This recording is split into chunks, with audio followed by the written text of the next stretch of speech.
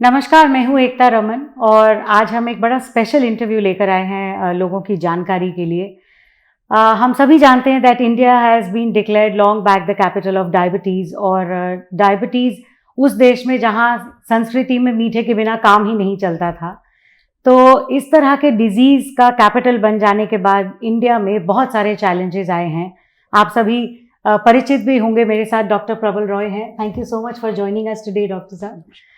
So Dr. Prabal Roy is an expert in general minimal, what do we call that? Invasive surgery. Minimal invasive surgery.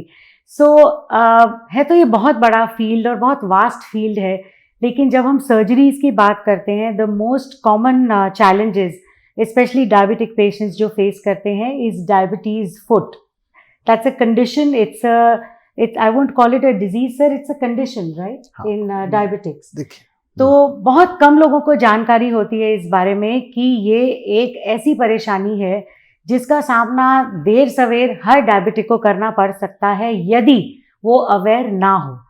तो कैसे हम इस परिस्थिति तक पहुंचने से बच सकते हैं, इस सिचुएशन को किस तरह से अवॉइड किया जा सकता है और उसका ट्रीटमेंट क्या है. तो दो बहुत ही अहम टॉपिक्स पे आज हम डिस्कशन करेंगे डॉक्टर से. One is, of course, diabetic foot, and the other is varicose veins, because वो भी एक बहुत कॉमन डिजीज़ है और बहुत से लोग उसके बारे में अलग अलग धारणाएं हैं, मिथ्स हैं जो लोग सोचते हैं कि सिर्फ लेडीज़ में होगा या ज़्यादा वज़न वाले लोगों को होगा. तो इस पर आज सर आपसे थोड़ी सी चर्चा करेंगे. सबसे पहले आप हमें ये बताइए कि डायबिटिक फुट इस कंडीशन तक पहुँचने के लिए एक डायबिटिक को अपने आप को कितना खराब करना पड़ता है और क्या इससे बचा जा सकता है कि नहीं. देखिए, सवाल बहुत अच्छा है. आपने बहुत अच्छा वर्ड यूज़ किया. आपने कहा कि डायबिटिक को अपने आप को कितना खराब करना पड़ता है. ये बहुत इंपॉर्टेंट बात है. एक डायबिटिक के लिए सबसे इंपॉर्टेंट चीज़ उसकी लाइफ में एक ही बचती है, वो है educate your self about diabetes. जितना आप डायबिटीज़ के बारे में एजुकेटेड रहेंगे उतने ही अच्छे तरीके से डायबिटीज़ को कंट्रोल करेंगे. मैं डायबिटीज़ का डॉक्टर नहीं हूँ, डायबिटीज़ की कॉम्प्लिकेशंस का डॉक्टर हूँ. कॉम्प्लिकेशंस तक मरीज़ इतने ज़्यादा पहुँचते हैं, इसीलिए मुझे लगता है कि जनता को जागरूक करने की ज़रूरत है. वैसे तो मैं एक general minimal access bariatric surgeon हूँ. मैं सारे शरीर के ऑलमोस्ट हर अंग की सर्जरी करता हूँ, लेकिन डायबिटिक फुट और वुंड केयर मेरे दिल के बहुत नज़दीक है क्योंकि एक बहुत ही नेग्लेक्टेड फील्ड है. डायबिटिक्स जब बड़े लंबे अरसे तक अपनी शुगर को ठीक नहीं रखते, उसके बाद में भी अगर अपने आप को शुगर को कंट्रोल करना चाहते हैं तो भी उनको एंड ऑर्गन डैमेजेस हो चुके होते हैं. एंड ऑर्गन्स यानी हमारी आंखें, हमारी गुर्दे, हमारे हार्ट, हमारा ब्रेन. वैसे ही एंड ऑर्गन हमारी लिम्स हैं, हमारी टांगें हैं. हमारी टांगों के अंदर खून का दौरा पहुंचने का रास्ता तंग हो जाता है, बारीक हो जाता है. वहां पर sufficient amount of blood supply नहीं पहुंचती. ब्लड हमारा कैरियर है हर चीज़ का, न्यूट्रिशन का, डिजीज से बचने के लिए जो भी चीज़ें हमारे अंदर हैं वो ब्लड के थ्रू मूव करती हैं. या हम दवाएं लेते हैं तो भी वही पहुंचती हैं. तो जो डायबिटिक है, जिसने अपनी शुगर का कंट्रोल अच्छे से नहीं रखा, एक प्रॉब्लम उसको ये हो गई कि उसके खून की नाड़ियां, जो धमनियां हैं, वो बारीक हो गई, तो खून का दौरा कम हो गया. दूसरा क्या हो गया कि डायबिटीज के कारण उसकी जो नर्व्स हैं, जो ब्रेन को पेन का सिग्नल लेकर जाती हैं, वो वाली जो नर्व्स हैं वो वीक हो जाती, कमजोर हो जाती हैं. तो उनको पेन की परसेप्शन कम हो जाती है. When there is less perception of pain, उनको पेन महसूस नहीं होता, उनको गर्म ठंडा ठीक से महसूस नहीं हो पाता. तो जो छोटी मोटी इंजरी होती है उनको पता नहीं चलती. आज पेन हमारे लिए बहुत इंपॉर्टेंट रिफ्लेक्स है. पेन होता है तो हम उससे बचते हैं जी. तो हमारी चोटें इसलिए कम होती हैं, लेकिन जिसको पेन की परसेप्शन नहीं है उसकी चोटें बढ़ जाती हैं. तो जब चोट बढ़ जाती है, फिर वो जो चोट लगी वो जब तक इतनी बड़ी ना हो जाए कि वो नासुर बन जाए, उसके जहन में, उसके ध्यान में आती नहीं है, वो उसको भूल जाता है. तो ऐसी सिचुएशन में वो डायबिटिक्स में वो वुंड फेस्टर करने लग जाता है, डीप हो जाता है, अंदर डीपर टिश्यूज के अंदर तक पहुंच जाता है. अंदर जाकर वो इवेंचुअली पहले स्किन, फिर स्किन के नीचे के सॉफ्ट टिश्यूज यानी मसल्स हमारे, उनको इन्वॉल्व करता है और उसके बाद जाकर वो हड्डी या जॉइंट तक पहुंच जाता है. एक बार ये इतने सारे प्लेन्स को जब इन्फेक्शन क्रॉस कर लेता है तो ये फैलना शुरू कर देता है. हमारे शरीर के डिफेंसेस डायबिटिक्स में पुअर होते हैं.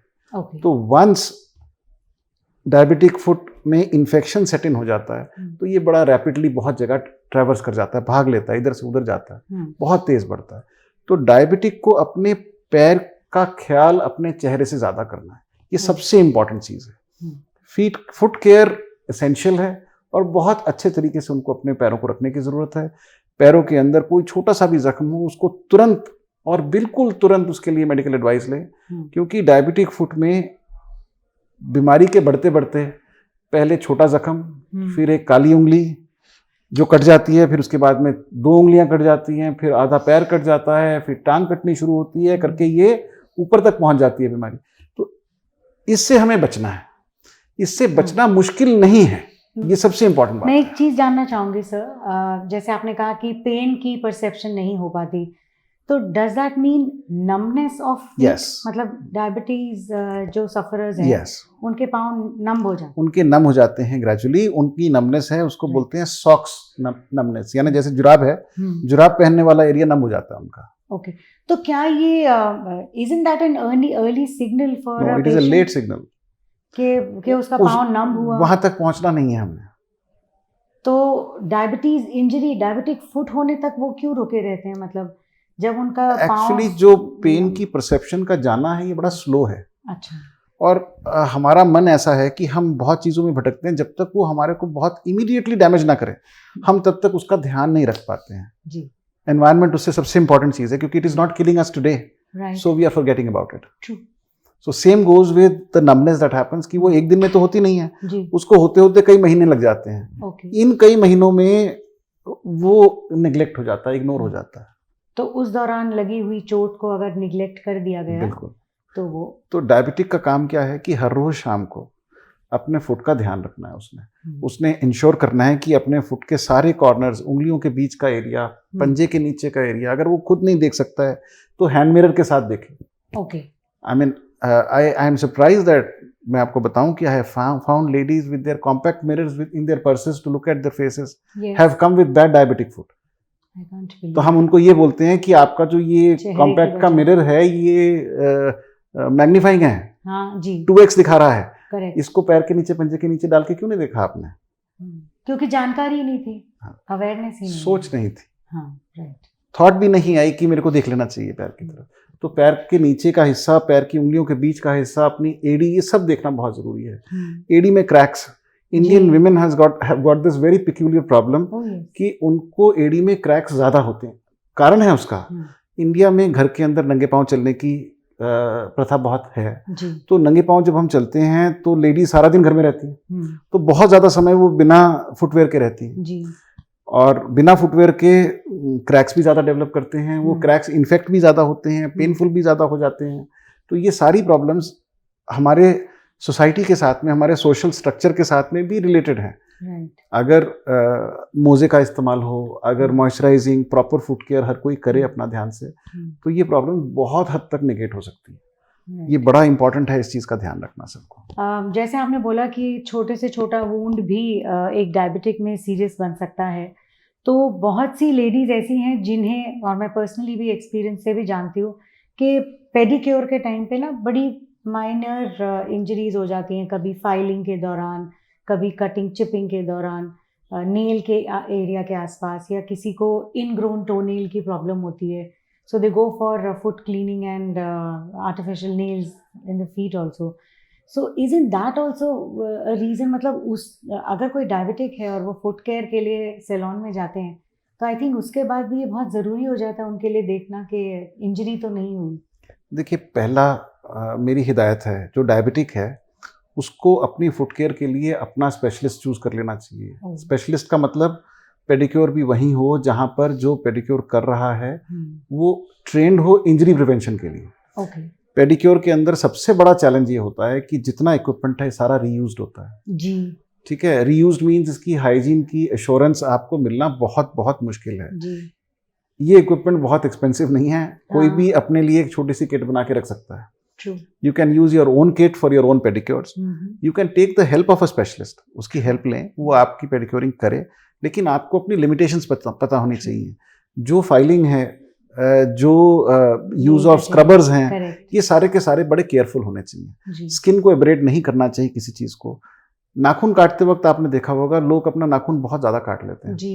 आज आप अपने नाखून के आगे आधे मिलीमीटर की मार्जिन छोड़कर काटें हमेशा। This is for main, for women, for everybody. Okay, ठीक है, कॉर्नर्स को नहीं काटना, क्यूटिकल काटने से पहले बहुत ध्यान रखना है कि क्यूटिकल ज्यादा ना कट जाए, क्योंकि जी। वो क्यूटिकल भगवान ने नाखून की दिया है। प्रोटेक्शन के लिए दिया है, हाँ, और हम उसको उसे हटवा देते हैं। उसको निकालने के लिए नहीं Right, दिया है। तो right. ये हमारी प्रॉब्लम है, दिस इज हाँ। A problem that we have. So we have to understand injury prevention तो हमेशा ही बहुत इंपॉर्टेंट चीज है, Right. और ये की जा सकती है, मुश्किल नहीं है। अपनी किट रखें, अपनी किट की हाइजीन खुद मेंटेन करें, हाँ, take help of a specialist, जो पेडिक्योर करते हैं उनसे करवाएं, लिमिटेशंस अपनी जानें, right. ये इंश्योर करें कि नेल फाइलिंग या नेल कटिंग या क्यूटिकल कटिंग में इतना ज्यादा ना कटे कि वहां पर आपका हेल्दी टिश्यू कहीं से कट जाए। Damage. So these are things that must be और taken please care of. Salons में प्री अनाउंस करिए बिना शर्माए that you are diabetic and that care should be taken while you being given a beauty treatment. तो ये तो हुई sir prevention की बात। अब जब हो गया और उसको एग्जामिन किया नहीं, इग्नोर कर दिया, और फर्स्ट स्टेज जो वो डॉक्टर के पास विजिट करते हैं वो कब होता है? जब वो उनकी उंगली काली होने लगती है? जनरली ना What is जब the first जख्म उनका sign? रिसने लग जाता है उफ, तो तब वो किसी डॉक्टर के पास पहुंचते हैं। हम्म, अनफॉर्चुनेटली ये एक और पार्ट ऑफ द चैलेंज है कि हमारी जो मेडिकल एजुकेशन और ट्रेनिंग रहती है, चूंकि पेशेंट लोड इतना ज्यादा है तो अटेंशन उस चीज को जाता है जो दर्द या तकलीफ दे रही होती है। हम्म, तो प्राइमरी लेवल पर वो मरीज की सिर्फ पट्टियां चल रही होती हैं, जी, और मेरे पास जब तक वो मरीज पहुंचता है या किसी दूसरे फुट केयर सेंटर के पास पहुंचता है तब ऑलरेडी कई महीने कट चुके होते हैं Oh my पट्टी God. कराते कराते। इस दौरान में इनसेंसेट फुट यानी उसमें सेंसेशन ना होने के कारण बहुत बार ऐसा होता है कि मक्खी बैठकर अंडा दे देती है और उसके अंदर कीड़े पड़ जाते हैं, इसको मैगट बोलते हैं। Oh God. तो मैगट्स भर जाते हैं इनके, तो ये बहुत सारी प्रॉब्लम्स आ जाती हैं उनमें, बहुत जल्दी आ जाती हैं, और उनको चूंकि सेंसेशन नहीं है उनको पता ही नहीं चलता, हम्म, और वो फुट के नीचे है तो उनको नहीं समझ में आ रहा होता, उनको दिखाई नहीं देता। ये किसी एक समय उनके मन में आता है कि नहीं अभी मेरा वूंड रिस रहा है, अब मेरे को परेशानी ज़्यादा हो रही है, मेरे लिए पट्टी कराने रोज जाना मुश्किल है। ऐसे करते हुए वो फिर फाइनली ये करेक्ट जगह पर पहुंच पाते हैं। Hmm, once they reach a correct space, yes, then there are methods of treatment. फिर हमारा सारा मेथड्स मेथोडिकल होता है, उसमें सब चीज़ properly classified and done up है। ये कोई भी ऐसी चीज़ नहीं है जो इसमें एक्सपेरिमेंटल है, राइट, सारी चीज़ें एक प्रोसेस के तहत होती हैं। पहली चीज़, सबसे इंपॉर्टेंट चीज़ होती है डायबिटिक फुट में, अगर आपके पैर में छोटा कॉर्न या कोई एक ऐसा एरिया है जो आपको लग रहा है कि इनअप्रोप्रिएट है, आप मेडिकल हेल्प लें। करेक्ट, अगर आप इमीडिएट मेडिकल हेल्प नहीं ले पा रहे हैं तो कम से कम पहला काम करना होता है ऑफलोडिंग। ऑफलोडिंग का मतलब ये है कि वो साइट जो आपको ठीक नहीं लग रही है उसके ऊपर प्रेशर आना बंद करवाएं। ओह, तो उसके लिए मोटी चप्पल में जिस एरिया पे उसका प्रेशर आ रहा है उस एरिया को काट के अलग कर दें, वहां पर एक खड्डा बना दें ताकि दैट प्लेस इज ऑफलोडेड। ओके, तो and this is just a short term solution that I'm giving till you can reach to your medical help. To the doctor, हाँ, जितना जल्दी जाए उतना अच्छा। राइट, अगर जाने में थोड़ा समय लग रहा है, आपको लग रहा है कि there are lot of women who are very dependent at home, कोई आके लेकर जाएगा, तो Correct. वो होते होते कई बार 5 दिन 7 दिन कट जाते हैं। जी, तो ऐसे में थिक स्लीपर अगर बीच में से काट लें आप तो हो जाए। दूसरा, फुटवेयर पहनना जरूरी है, पहनना चाहिए क्लीन फुटवेयर, पैरों को साफ रखना जरूरी है, ये सारा करें। एक बार वूंड डेवलप होता है तो at the earliest seek medical help.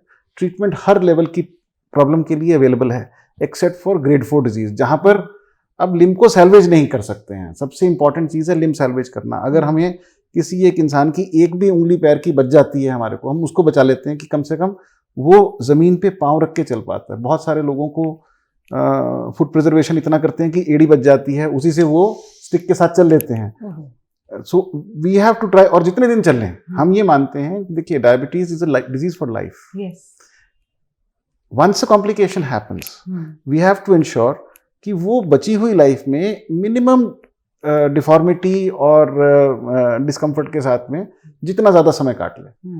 तो इसीलिए उनमें कई बार मल्टीपल प्रोसीजर्स इसलिए करने पड़ते हैं क्योंकि हम चाहते हैं कि जितना हो सके उतना प्रिजर्व कर।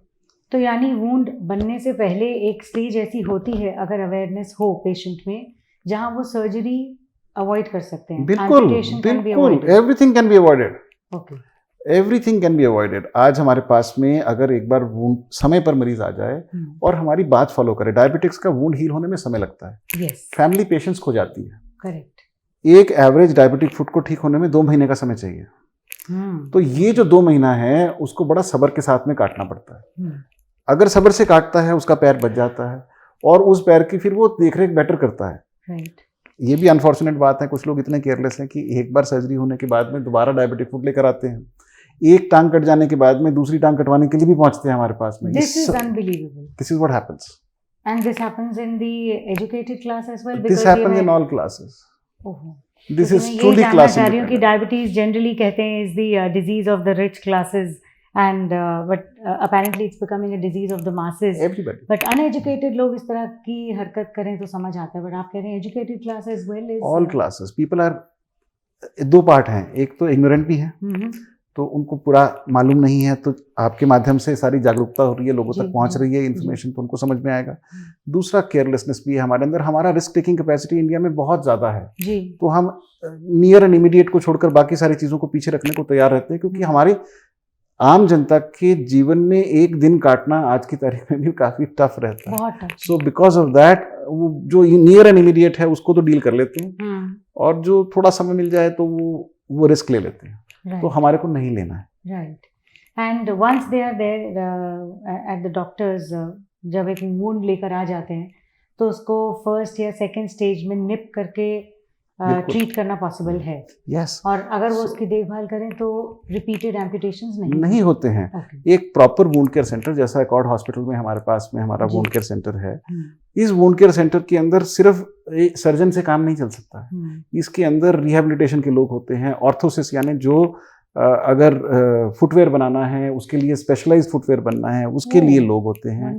उसको गेट थेरेपी यानी उस गेट ट्रेनिंग चलना, अगर आज आप हम बहुत सारी चीज़ों को फॉर ग्रांटेड लेते हैं. 2 टांगे हैं, चल रहे हैं, दौड़ रहे हैं, सीढ़ी चढ़ रहे हैं, सब कर रहे हैं. जिस दिन किसी का आधा फुट कट जाए, आधा फुट कट गया, 4 उंगलियां कट गई, तो उसके लिए अपने आप को दोबारा रीबैलेंस कर कर अपने काम पे जाना, चलना, सीढ़ी चढ़ना एक ट्रेनिंग का हिस्सा होता है. फिजिकल और मेंटल दोनों. जी. ठीक है ना. So for that the system is settled. Accord there is, are yes there are wound care specialists who teach these patients.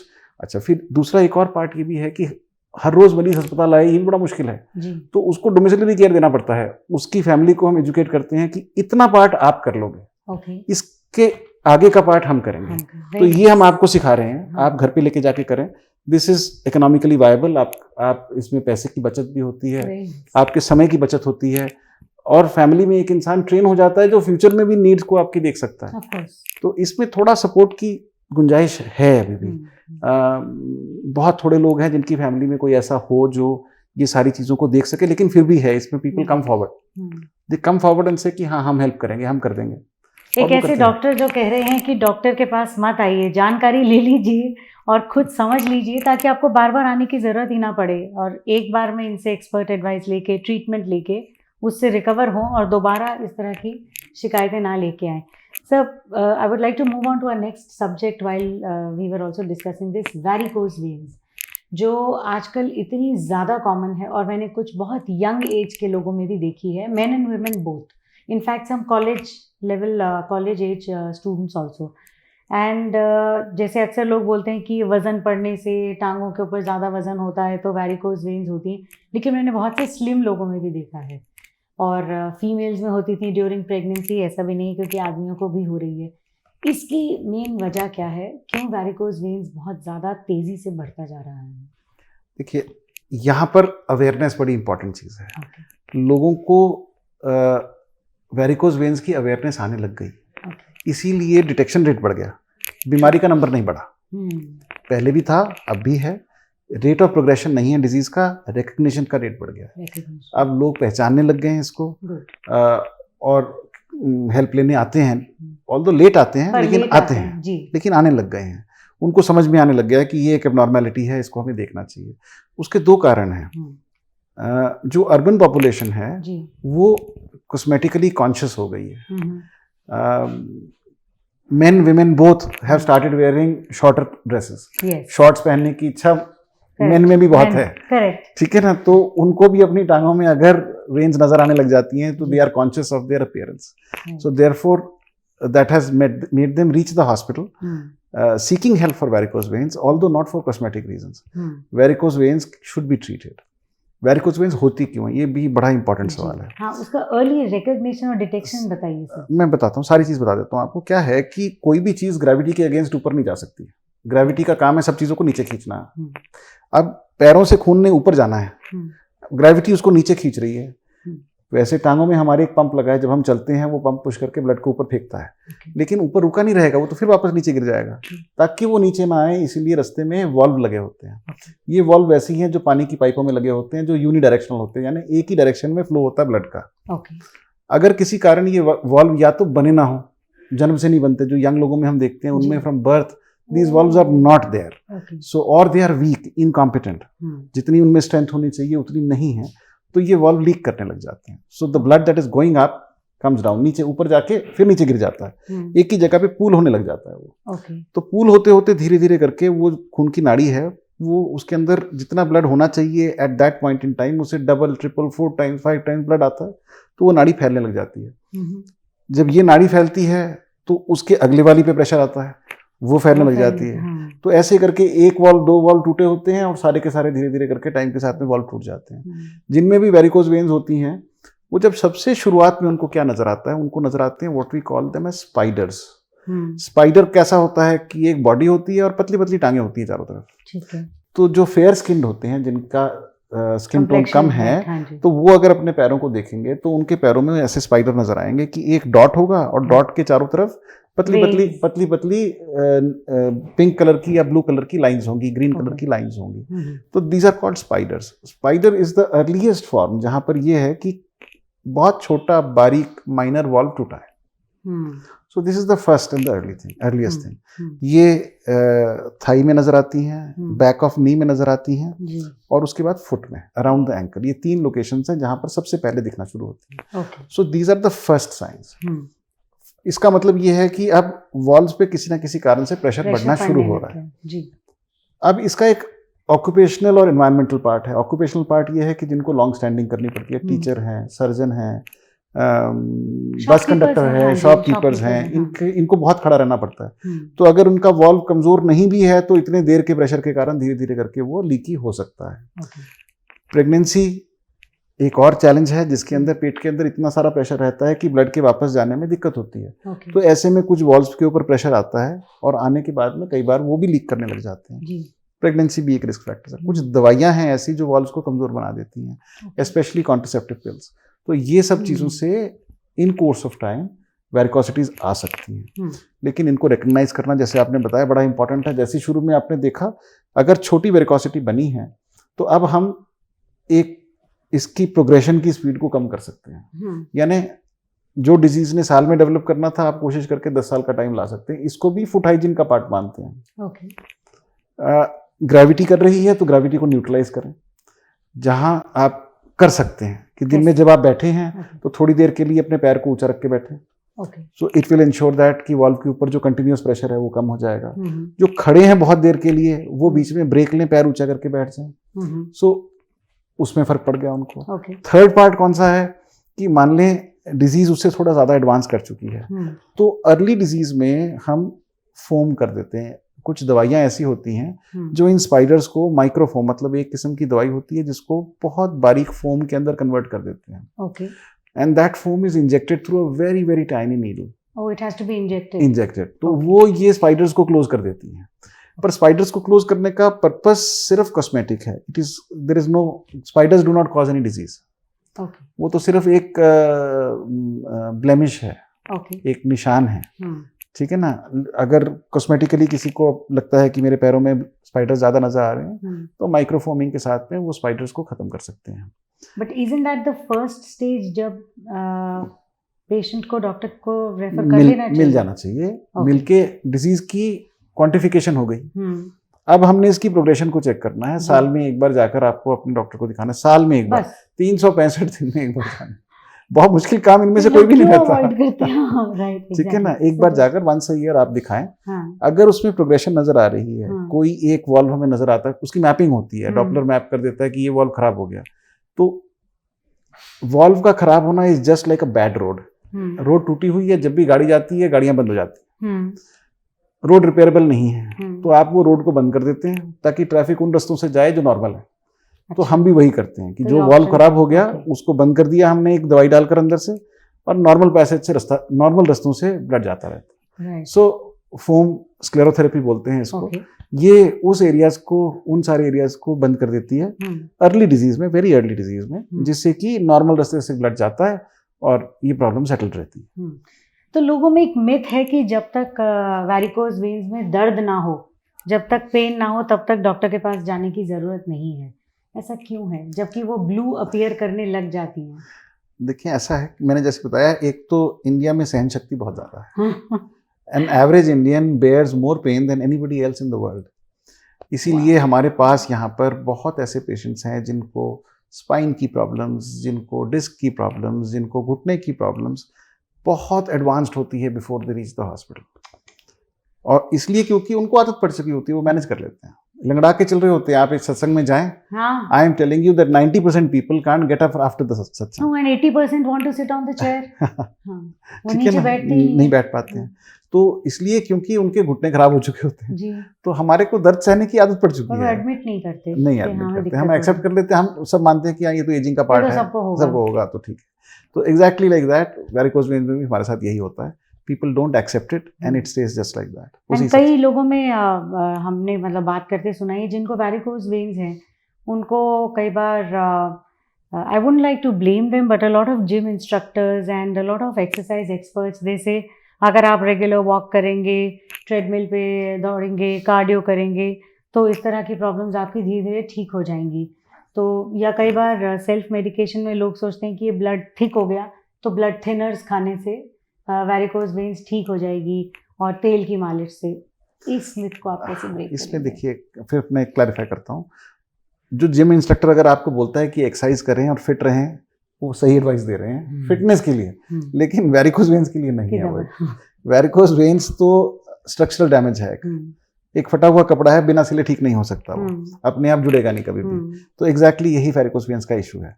तो it is not going to get corrected on its own, it will require some form of the treatment of the other. जो early disease है, मैंने बताया आपको कि foam करके settle हो जाता है।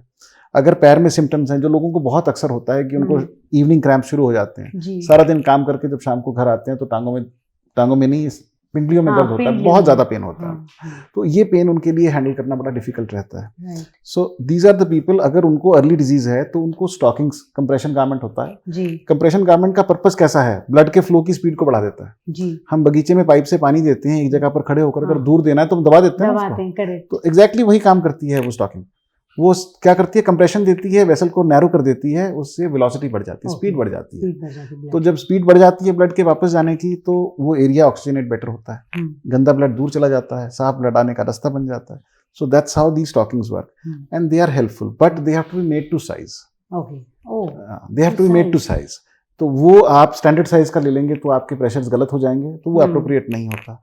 और दूसरा ये कि you have to get them from verified people. आपको नेट पे ऑनलाइन ये सारी इंफॉर्मेशन मिल जाती है कि कौन प्रॉपर कंप्रेशन गारमेंट्स बनाते हैं, उन्हीं से लें और मेजरमेंट के साथ में लें।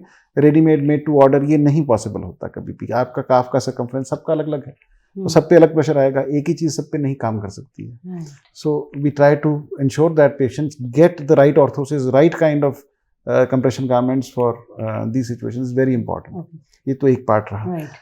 इसके बाद में अगर डिजीज इससे भी ज्यादा है और एडवांस्ड है, तो ऐसे में it is very important that they get it treated fully. तो उसके लिए अभी ना पहले तो होती थी सर्जरी, इतनी बड़ी होती थी कि पूरी टांग से उस वेन को काट के निकालते थे। अब वो सब कुछ करने की जरूरत नहीं होती। अब लेजर यूज होती है। जैसे एक इंजेक्शन लगता है, बिल्कुल वैसे ही लेजर एक इंजेक्शन के द्वारा नस के अंदर चली जाती है, जाकर पूरी नस को, जहां से वो वॉल्व खराब हुए हैं, वो पूरे एरिया को अंदर से लेज करके बंद कर देती है। हमारा बेस प्रिंसिपल एक ही है इस ट्रीटमेंट का कि जो नस खराब हो गई वो रिपेयर तो हो नहीं सकती, उसको बंद कर दो। तो यानी सर्जरी ही एकमात्र इसका उपाय है? बिना सर्जरी ये सारे के सारे उपाय मैंने बताए स्टेज डिपेंडेंट है। अर्ली डिजीज, आपको लिम्ब हाइजीन, समय के साथ पैर ऊंचा रखना, पैरों को रेस्ट देना, ग्रेविटी से अपने आप को बचाना, स्पेशली जो स्टैंडिंग जॉब। बिल्कुल। सेकंड पार्ट ये है कि ऐसी डिजीज जिसमें छोटे एरियाज में सीरियस प्रॉब्लम, थोड़ी ज्यादा प्रॉब्लम हुई है, वहां थोड़ी सी दवाई डाल देते हैं इंजेक्शन के साथ में, खाने के लिए दवाई दे देते हैं, उससे ठीक हो जाता है। और लिम्ब हाइजीन को फिर भी मेंटेन करना है, पैर को ऊंचा रखना, ये करना हमें करना होगा, मतलब ये लाइफ लॉन्ग तो रहेगा, ये करना पड़ेगा। उसके नेक्स्ट स्टेज में आ जाता है जब, तो कंप्रेशन गारमेंट काम कर देता है हमारा। मतलब A, B and C 3 चीजों में। फिर उससे ज़्यादा उसके आगे चले गए जब हम, तब ABCD मतलब लेज़र के साथ में आपको ट्रीटमेंट करानी पड़ती है। एक मिथ है सर जो ये है कि जो ऑपरेट करा लेते हैं वैरिकोज वेन्स को, वो कहते हैं कि उसका कोई फ़ायदा नहीं होता और उसको लाइफ लॉन्ग आपको ऑपरेट एंड रीऑपरेट कराना पड़ता है। Is that true? देखिए, failure rate in varicose veins used to happen once upon a time जब हमारे पास में डॉपलर नहीं था। ओके। डॉपलर एक अल्ट्रासाउंड है जो आपकी खून की नाड़ियों को मैप कर देता है। ओके। तो अब हमारे पैर से खून नीचे से ऊपर लेके जाने के लिए बहुत सारी नाड़ियां हैं। 2 इंपॉर्टेंट ऐसी नाड़ियां हैं जिनमें ये प्रॉब्लम होती है। ओके। तो अगर दोनों में उसी समय डिटेक्ट हो गई तो दोनों को एक ही साथ में आप ट्रीट कर सकते हैं। राइट। अगर एक अभी हुई है और एक 6 साल बाद हो गई तो दूसरी जो ठीक है उसको तो अभी ऑपरेट करने का मतलब नहीं रहता ना, उसमें लेजर लगाने का मतलब नहीं है। राइट। जब फटा नहीं है कपड़ा तो उसको फाड़ के दोबारा सिलने का तो मतलब नहीं है। So we don't need to do that. So जो जिस चीज को वो रेफरेंस मानते हैं वो बेसिकली रेफरेंस नहीं है, किसी दूसरी डिजीज, दूसरी नस में वो डिजीज आई है। चश्मे की पावर की तरह है कि भाई कल पावर बढ़ेगी तो आज का है चश्मा बनाना। राइट। कि भाई मत देखो यू विल नॉट। तो ऐसा तो नहीं चल सकता है ना। So these are different vessels. एक वेसल ट्रीट हो गई तो दूसरी वेसल डेवलप हो सकती है, सालों के बाद होती है, कोई ऐसा नहीं कि 5 दिन बाद हो गई, ऐसा नहीं है। Over many months and years these things develop. एकदम से कुछ नहीं होता। Okay. Well, from my end, I have touched most of the points जितनी मेरी जानकारी थी, but anything else that you would like to add on diabetic foot and varicose veins which you want people to know? देखिए, वैसे तो आपने जो interview लिया वो बहुत ही कॉम्प्रिहेंसिव था। आपने सारे एस्पेक्ट्स उसके पूरा करके कवर करे। डायबिटिक फुट में एक ही चीज सबसे इंपॉर्टेंट है कि अपने पैर का ध्यान अपने चेहरे से ज्यादा रखें। That is the take home message for today for diabetic foot. दूसरा नंबर ये कि डायबिटीज ही नहीं, ऐसी कई सारी और सिचुएशंस होती हैं जिसमें पैरों में जख्म हो जाते हैं जो भरते नहीं हैं। तो जो जख्म आपका एवरेज 2 या 3 हफ्ते की पट्टियां और ड्रेसिंग्स के साथ में ना भरे, उसके लिए आप एक स्पेशलाइज्ड वुंड केयर सेंटर में जरूर जाएं।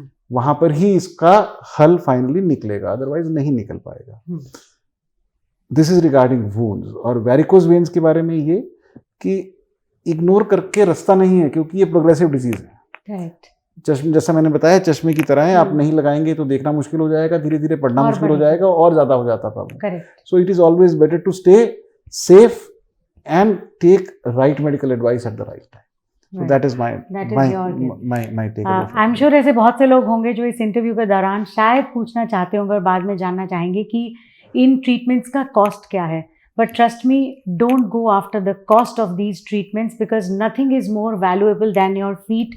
और जैसा कि डॉक्टर रॉय ने बोला कि आपके चेहरे से ज़्यादा ज़रूरी आपके पाँव हैं। अगर पाँव ही नहीं रहेंगे तो चेहरा दिखाने के लिए बाहर जाएंगे कैसे? So please do not focus on the cost of these treatments. We are lucky to have Dr. Prabal Roy here in the Accord Hospital in our city, in Faridabad. And trust me, not just Faridabad, पर बाहर से बहुत सारे international patients भी doctor Roy के पास surgeries के लिए आते हैं with 30+ years of experience and fellowships and education in the UK. You are in trusted hands with Dr. Roy. So please ignore the cost and focus on your health and come to Accord for your diabetic foot and your varicose veins treatments. That's all for today at News NCR. We'll soon be back with another informative interview. Thank you very much. Thank you, Dr. Roy. Namaskar.